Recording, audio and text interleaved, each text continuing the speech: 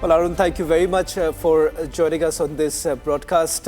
In fact, Suesha, if I can take this to you along with Arun, the first time when we saw the image of Ram Lalla and the fact that we were wondering how exactly could this have been possible with the image that is striking, and many would say that across board today, you would find that very image circulating on everyone's mobile phone too, and that perhaps Arun, I would say that every Indian would be extremely proud of the work that you've done. Suesha.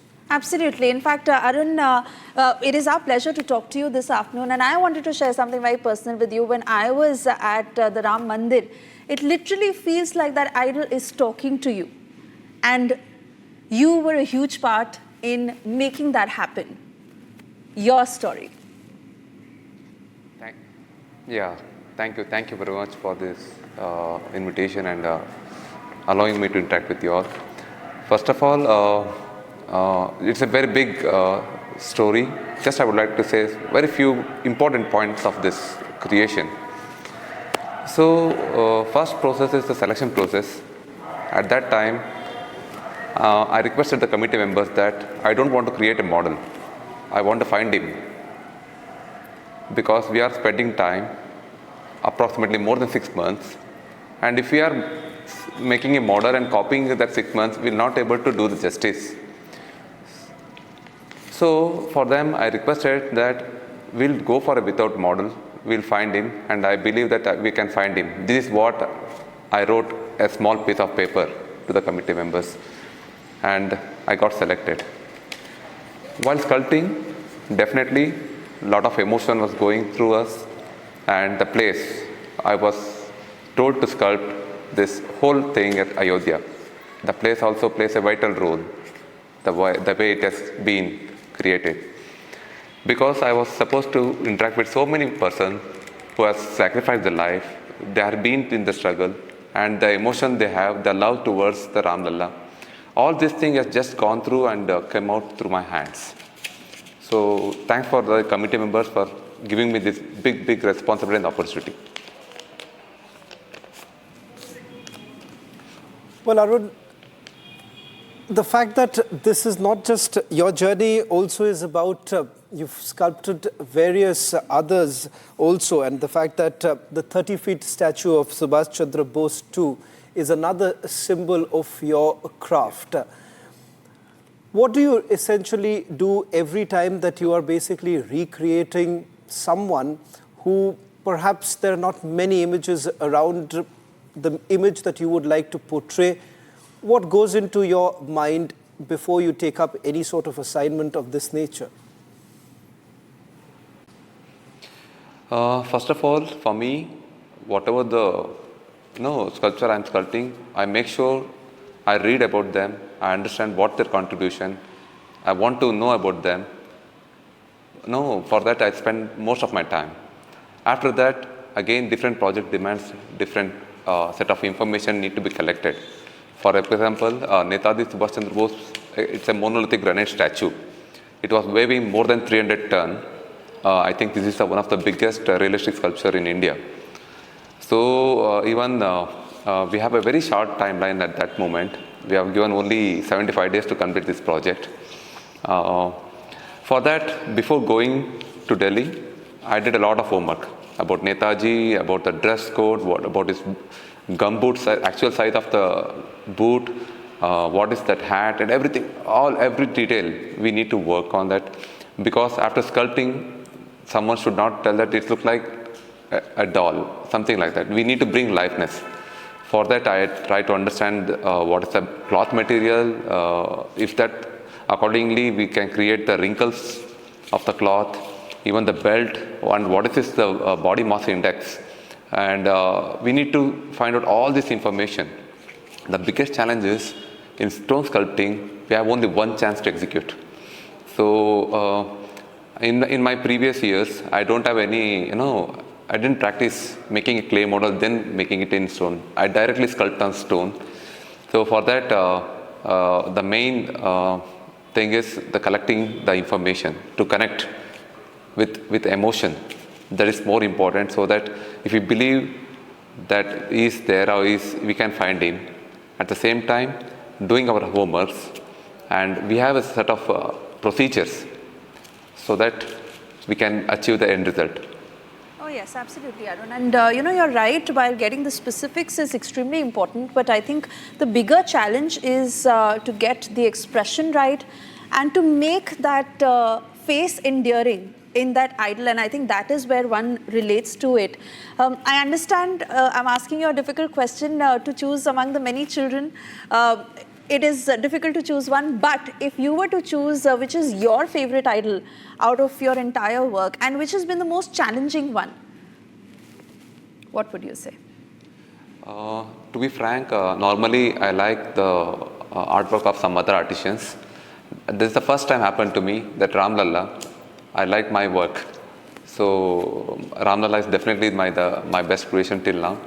The very challenging project, it was Netaji Subhash Chandra Bose project, because it is larger than life size, the time is less, the place is very important place for India, and we have one formula. In small sculptures, big mistakes look smaller. In big sculptures, even small mistake looks bigger. That is the biggest thing I need to attend. So that was very challenging for me. And Ram Lalla is my best, to my heart. Not only for me, for the millions of people across the world. Well, in fact, Arun, your body of work perhaps is a classic example of the fact that when you have passion for something, you can really bring it out the best. But looking at how you have, your entire journey has been like, I want to ask you, what made you quit a corporate world job and perhaps take up something which for initial days may have been extremely, extremely difficult for you to continue?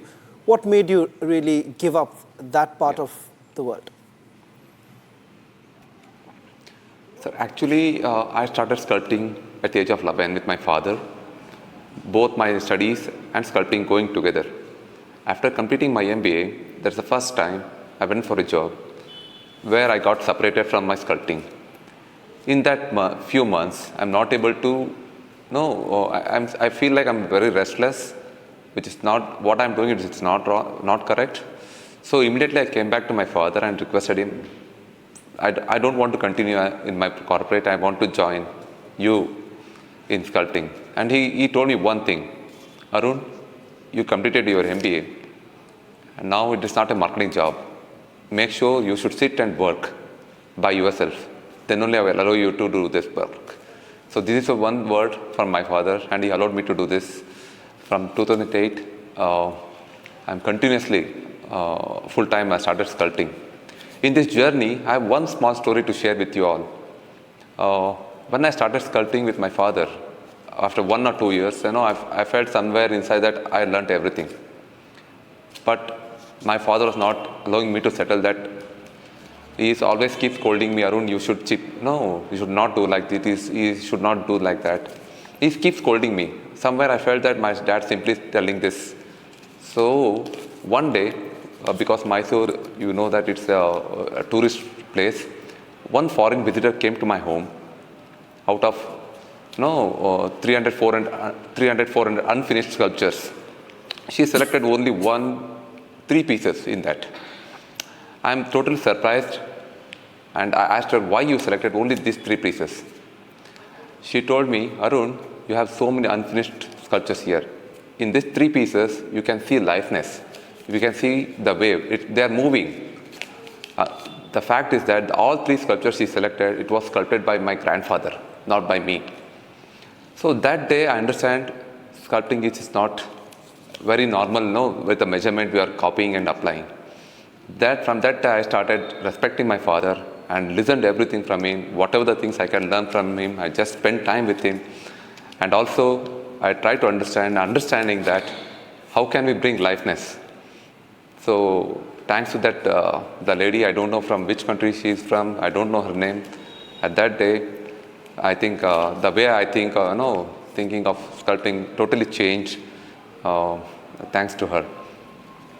Oh yes, so the talent runs in the family and it has been passing on from one generation to the other. But Arun, I want to ask you that the sculptures that have most got you to the limelight. In this period, you worked very closely with the Modi government. How difficult has it been to meet timelines and ensure that your work is to the T? Of course, these days the timeline plays a vital role because we have already time fixed, so that we work backwards. So especially I work with the Modi government, which is very transparent. That's why from the city like Mysore, I got opportunity for doing these big projects, because the selection process was very transparent, very competitive. Not that they know someone, they are giving that. So all projects, all through the competitions. So that's the best way to find the best person for the best project. So the timeline is again, which is very important. And when we are doing it for the nation, even we are ready to work 24 hours continuously. We plan accordingly, according to the timeline. Arun, I do understand with the kind of work that you have done, there would be some, particularly the negativity brigade speaking against. There would be people who would be against what you've essentially done. We've seen the kind of troubles that you've also faced, particularly when you wanted to travel to the United States of America. Do you believe that somewhere down the line, this is also part and parcel of it, and you've also faced some sort of a backlash or some sort of being targeted because of the kind of work that you have done, which has been lauded by many, but a few still have a problem? Sometimes even I was surprised when I got rejected, because I'm an artist, I'm not a terrorist. So that is what first thing came to my mind. And when we are allowed to go to that country, there is a chances of learning, a culture exchange, which doesn't happen. Somewhere, if I think deeply, whatever the things we have done, that may be happy for few people, and some people are not happy about what has happened.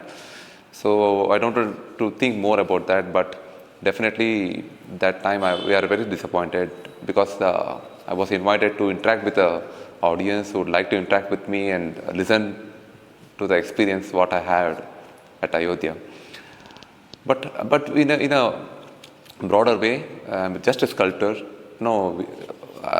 it's a matter of exchanging of culture between the countries and between the artists, which doesn't happen. I feel very sad about that. But today certainly is a day that we all celebrate, and Arun Yogiraj, it has been our pleasure to have you on this special broadcast. Wishing you a very happy Republic Day once again. Thank you very much, and wishing you all a happy Republic Day.